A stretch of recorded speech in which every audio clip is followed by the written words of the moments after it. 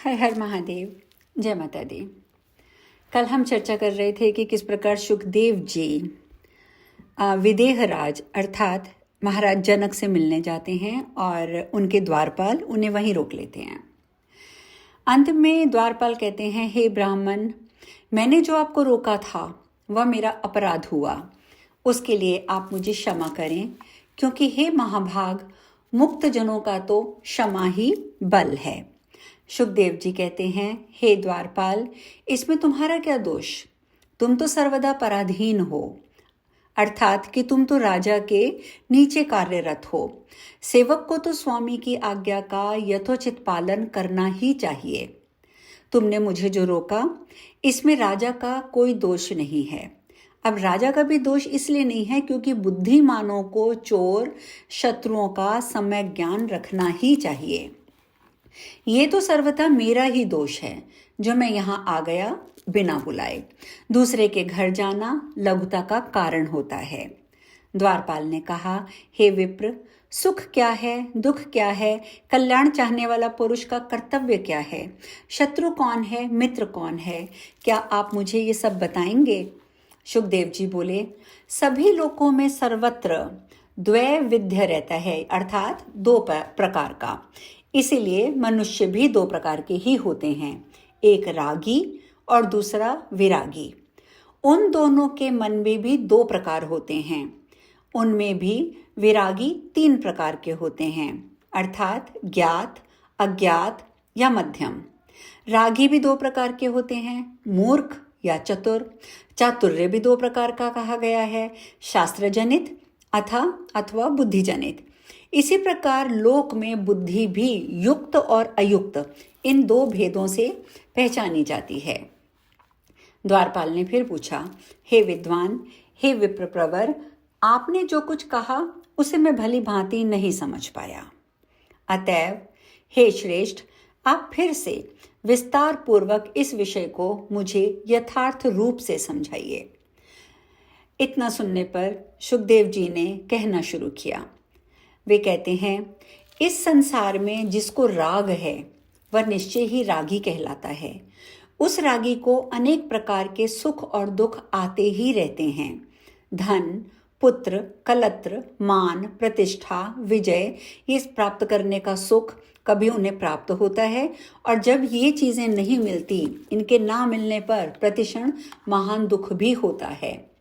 अतः जैसा सुख प्राप्त हो सके वैसा उपाय करना चाहिए। सुख के साधन का संग्रह करना चाहिए। जो उस सुख में विघ्न डाले उसे शत्रु समझना चाहिए। जो रागी पुरुष के सुख को सर्वदा बढ़ाए वही मित्र है। चतुर मनुष्य मोह में फंसता नहीं है, किंतु मूर्ख वो तो सर्वदा आसक्त ही रहता है। विरागी तथा आत्माराम पुरुष को एकांतवास, आत्मचिंतन, वेदांत शास्त्र का अनुशीलन करने से सुख प्राप्त होता है। सांसारिक विषयों की चर्चा आदि ये सब उनके लिए दुख रूप है। कल्याण चाहने वाले विद्वान पुरुष के लिए बहुत बड़ा शत्रु है। काम, क्रोध, प्रमाद आदि अनेक प्रकार के शत्रु बताए गए हैं, किंतु व्यक्ति का सच्चा बंधु तो एकमात्र संतोष ही है। तीनों लोकों में दूसरा कोई भी नहीं है। सूत जी कहते हैं, सुखदेव जी की बातें सुनकर ज्ञानी द्विज समझकर उसने सुखदेव जी को एक अत्यंत रमणीय कक्ष से प्रवेश करवाया। 3 प्रकार के नागरिक जनों से भरे हुए, अनेक प्रकार के खरीदने बेचने की वस्तुओं से सजी हुई दुकानों वाले, राग, द्वेष, काम, क्रोध, मोह से युक्त एवं परस्पर वाद विवाद में संलग्न विशाल नगर को देखते हुए सुखदेव जी आगे बढ़ने लगे। इस प्रकार 3 प्रकार के लोगों को देखते हुए सुखदेव जी राजभवन की ओर बढ़े। इस प्रकार द्वितीय सूर्य के समान परम तेजस्वी सुखदेव जी आखिरकार द्वार पर पहुंचे। द्वारपाल ने फिर उन्हें अंदर जाने से रोका।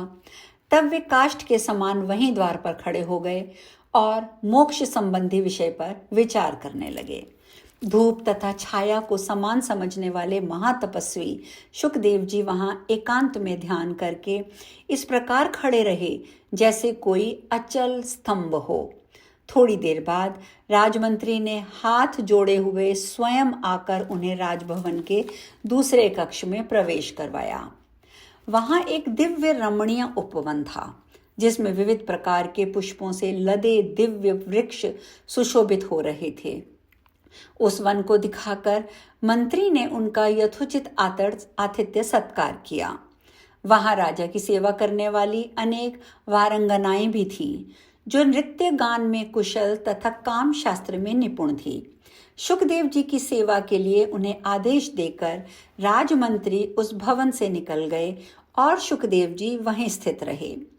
उन वारंगनाओं ने परम भक्ति के साथ उनकी पूजा की और देश काल अनुसार उपलब्ध अनेक प्रकार के भोजन से उन्हें संतुष्ट किया। तत्पश्चात अंतःपुरवासिनी कामनी स्त्रियों ने उन्हें अंतःपुर का वन दिखलाया, जो अत्यंत रमणीय था। वे युवा, रूपवान, कांतिमान, मृदुभाषी और मनोरम तो थे ही, दूसरे कामदेव के समान उन शुकदेव जी को देखकर वे सभी मुग्ध हो गईं। मुनि को जितेंद्रिय जानकर वे सब उनकी परिचर्या करने लगीं। अरणी नंदन शुद्धात्मा शुकदेव जी ने उन्हें माता के समान समझा। वे आत्माराम तथा क्रोध को जीतने वाले शुकदेव जी ना तो हर्षित होते थे ना दुखी। उनकी चेष्टाओं को देखकर भी वे शांत चित्त होकर स्थित रहे।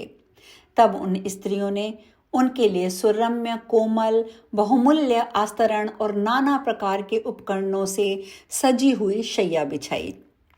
शुकदेव जी ने हाथ पांव धोए और हाथ में कुश लेकर सावधान होकर सायंकालीन संध्या संपन्न करके भगवान के ध्यान में वे लग गए। इस प्रकार 1 प्रहर तक ध्यानावस्थित होकर वे शयन करने लगे। 2 प्रहर शयन करके पुनः उठे और रात्रि के 4थे प्रहर में वह पुनः ध्यान में स्थित रहे। तदंतर स्नान करके प्रातःकालीन क्रियाएं संपन्न करके पुनः समाधिस्थ हो गए। यहाँ 17वां अध्याय समाप्त होता है।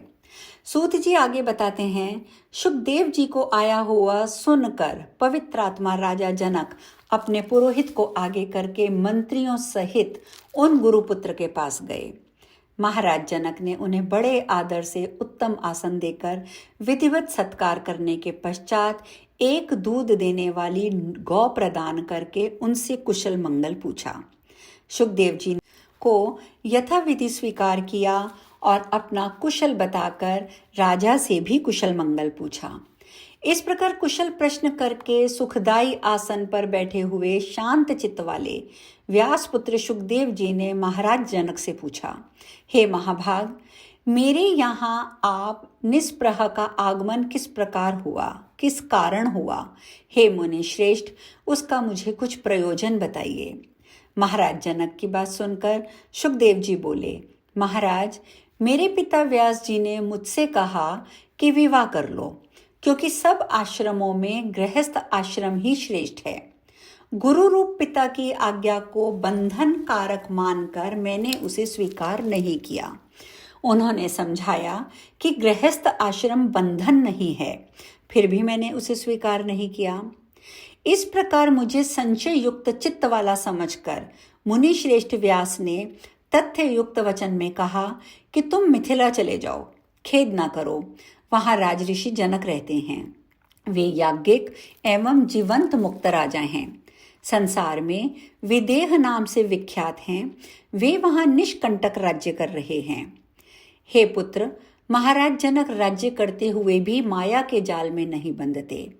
तब हे परम तप, तुम वनवासी होते हुए भी क्यों भयभीत हो रहे हो? उन नृप श्रेष्ठ विधेय को देखो और अपने मन में उठते हुए मोह का त्याग करो। हे महाभाग, विवाह करो, अन्यथा जाकर तुम स्वयं विदेह राज से ही पूछो। वे राजा तुम्हारे मन में उत्पन्न संदेह का समाधान कर देंगे। तत्पश्चात हे पुत्र, उनकी बात सुनकर तुम शीघ्र मेरे पास चले आना। हे महाराज, तो मैं अपने पिता के आदेश से आपकी पुरी में आया हूँ। हे राजेंद्र, हे अनघ, मैं मोक्ष का अभिलाषी हूँ, अतः जो कार्य मेरे लिए उचित हो वह बताइए। इस प्रकार उनके प्रश्न सुनते रहे और जनक महाराज चुप रहे। सुखदेव जी आगे बोले, हे राजेंद्र, तप, तीर्थ, व्रत, यज्ञ, स्वाध्याय, तीर्थ सेवन और ज्ञान, सबसे पहले मैं ये जानना चाहता हूं कि इनमें से मोक्ष का साक्षात साधन क्या है। तो सर्वप्रथम आप मुझे यह बतलाइए। अब जनक महाराज ने सुखदेव जी को क्या उत्तर दिया, ये चर्चा हम कल करेंगे। आज यहीं विश्राम। हर हर महादेव। जय माता दी।